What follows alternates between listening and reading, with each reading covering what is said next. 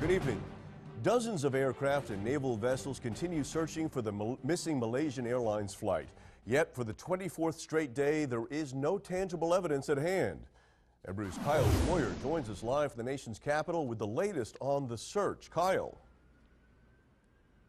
Well, Matt, it seems every day we're getting more and more reports, albeit unconfirmed, but reports nonetheless out of Malaysia that's kind of pushing us in a criminal direction on this one. One out today said authorities at the heart of this investigation now believe that someone with a lot of experience and skill must have been flying the planes to make the maneuvers and turns that it did. Now that leaves the pilot, the co-pilot, of course, and then the big question mark, somebody else on that flight. There's another report out citing a source in the government of Malaysia saying that they now believe the turn that plane did was, quote, a criminal act. But of course, where is the data? Where are the facts? It seems there may be more information the Malaysians have that they're not sharing now more than 3 weeks after the plane disappeared.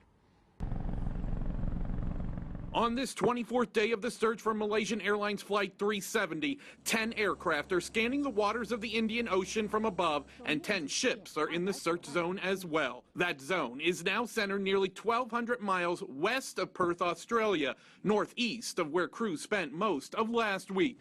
According to the Australian Defence Minister, the multinational effort is ramping up in hopes of finding something. Today alone, 100 people in the air and 1,000 sailors in the area. But while searchers continue to spot debris floating in the area, mark their territory, and then retrieve pieces, none has turned out to be from MH370. We owe it to the families, we owe it to everyone who travels by air.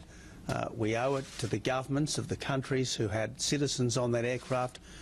We owe it to the wider world, which has been transfixed by this mystery for 3 weeks now. We owe it to everyone to do whatever we reasonably can, and we can keep searching for quite some time to come. The Australian Navy has outfitted this ship with the towed ping locator provided by the U.S. Navy. The ship is now steaming toward the search zone in hopes it can be used to find the plane's black boxes, should crews get a positive hit on a concentrated debris field. Meanwhile, after weeks of uncertainty, we learned Monday from Malaysian officials that the final words heard from the cockpit before contact was lost were, "Good night, Malaysian 370. Authorities cannot confirm whether the voice was that of the pilot or co-pilot.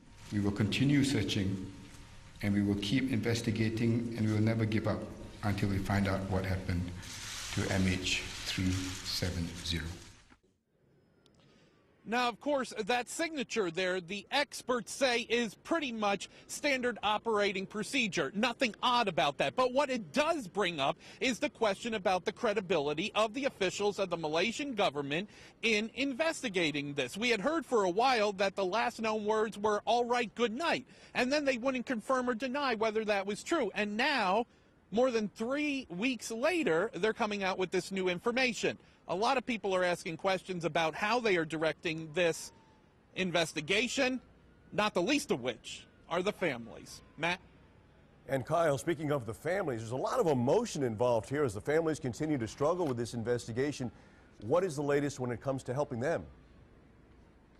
Yeah, Matt, we know last week during the briefing for a lot of the Chinese families, a whole big group of them actually got up during the briefing and left the room. It was pretty much empty. So they have been very angry about this, making many allegations against the Malaysian government as well. So here's what we're hearing at this point. Sometime maybe later this week, the Malaysian government officials will hold a briefing for the families where they are going to share in a private meeting with them some of the data and the raw information that they're putting together in this investigation so far.